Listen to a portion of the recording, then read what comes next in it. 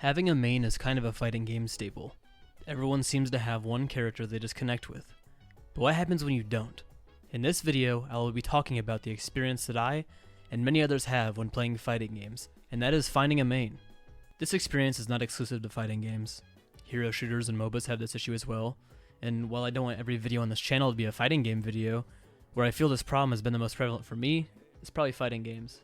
When I play games like Overwatch, I feel like there's less of a necessity to choose a main character, when the characters are easier to learn, and more importantly, you can swap characters mid-match. The lack of these two things in fighting games is what I consider to be the main reason behind why I and many others struggle when picking a main. My friends and I have had this issue for a long time. We'll play Smash about once a week together, and we have been for years.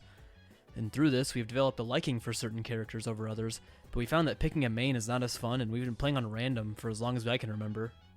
Now, although this works in Smash, it has not been this way for traditional fighters. It takes time to learn a new character, and you first have to learn their moves, then all the inputs, master the super inputs, learn combos, flowcharts, etc. So when you pick up a game for the first time, it's hard to decide who to put that time and effort into. Once you finally find the character you can put that time into, you might find your character to be bland or just not good enough. But you don't want to put that effort into another character, and you also don't want to make that time that you put into the first character just wasted time. So all that being said, how do we determine which character will best fit us? Well, don't worry. I have devised 5 core aspects of a character that I feel are most important in making sure the character you play is fit for you. I will first go over the aspects, then break them down and help you figure out which of them matter the most to you and which option best fits you. To get started, I'll just introduce all the 5 aspects first before we break them down. Aspect 1. I know the most common advice is just pick the character that looks cool, and I actually agree with this. But the biggest problem with this is that we're playing fighting games here. We have a lot of the most diverse characters with amazing designs. This makes the advice obsolete because almost every character looks cool. Now don't get me wrong, I'm not complaining, and I think this is one of the strong suits of fighting games, but this advice does not work for me. Aspect 2. Character depth. Are the character's routes just too shallow, where you'll be bored because there's just nothing interesting to do with your character? Or is it too deep, where you'll be spending hours learning all the ins and outs of your character just to maybe not enjoy that character? Aspect 3. Playstyles. What playstyle is the character you like, and will this fit the way you play? What are the playstyles of the characters in the game you're playing? Aspect 4. Inputs. Does your character require charge inputs, half circle inputs, or something completely exclusive to that character or character type, such as Zangief's 360 input or the Mishima Electric Wind God Fist input? And finally, Aspect 5. Gimmicks. Does the character have a gimmick that you have to think about, such as Asuka's kit in Guilty Gear, or do they have a special meter such as Gold Lewis in Sin, or a completely new system mechanic like Junpei Iori in Persona 4 Ultimax with his baseball system? Now that we have classified the 5 aspects that will make up the character that is fit for you, we can narrow down what character should be played based on the results of these individual aspects. For each aspect, I will go through and help you figure out what is best for you.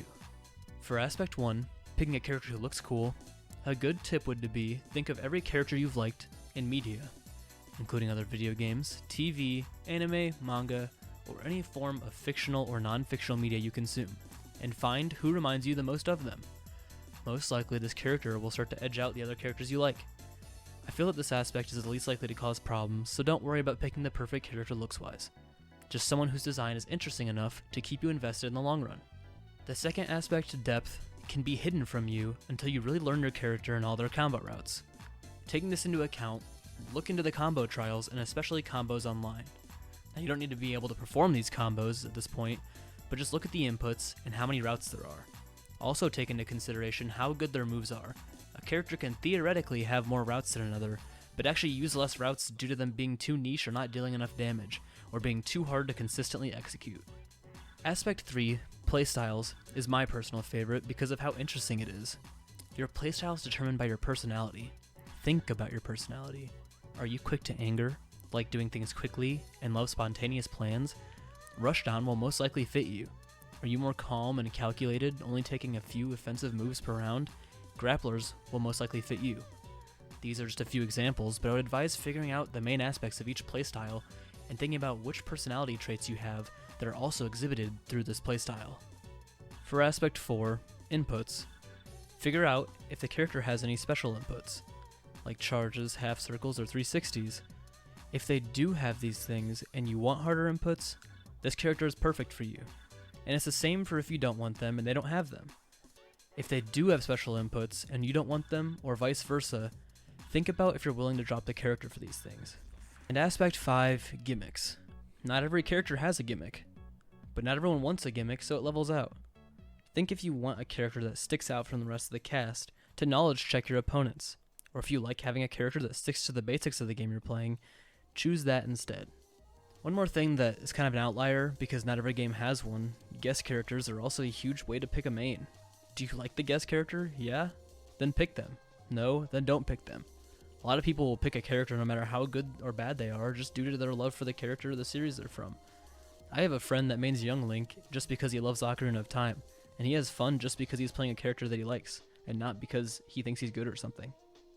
To conclude the video, I would like to touch on the feeling that I tend to get when I try to find a main character, because I feel that this feeling can be relatable to other people. And it's just that maining a character is boring. If you watch this video and you decide that no single character fits you, the most obvious decision is just don't make a decision. Just play both of them. You can learn more than one character and just be proficient with both of them. I've had games where big casts felt small and small casts feel big just due to the amount of characters that I will realistically play, and through those times I have realized that I just don't have a perfect main for me. Now when I go into a fighting game, I pursue multiple characters up to the point where I can play them proficient enough to play them comfortably and dive deeper on them in order of how much I liked playing them. People always talk about, I main this or you should main that, but in actuality, you don't have to main anyone. Play who you want, when you want. The only reason to pick a main is because when you enter a tournament, you want the character you have the most practice on. So if you aren't competing, don't worry about having a concrete main that you put a ton of time into. Just play who you want, when you want, because that's the outcome that brings the most fun. And that is obviously the best outcome. I hope that in this video, I helped you either pick a main, or at least gave you an idea on the steps you should take next time you see that character select screen. If not, I'm sorry. I hope you can figure it out through playing. Anyways, thank you for watching, and have a good rest of your day. God bless.